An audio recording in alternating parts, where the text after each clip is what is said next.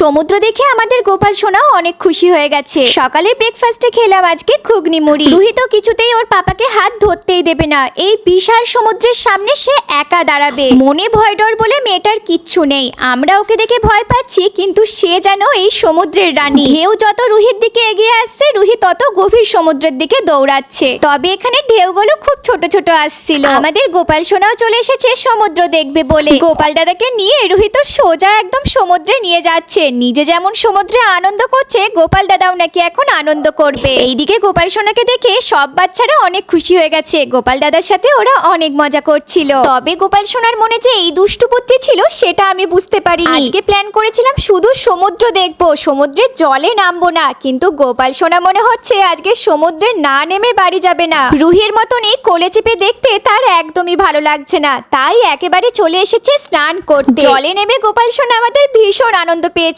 চোখ মুখটা একদম হাসি হাসি হয়ে গেছে। তারপরেই দেখা হলো আমাদের মিষ্টি সাবস্ক্রাইবার বন্ধুর সাথে। আজকের ব্রেকফাস্টও এই মোহনাতে বসেই করব। আমি নিয়ে নিয়েছি ঘুগনি মুড়ি, আর টেস্টটাও ছিল অসাধারণ। তোমরা এখানে আসলে অবশ্যই ট্রাই করে দেখো।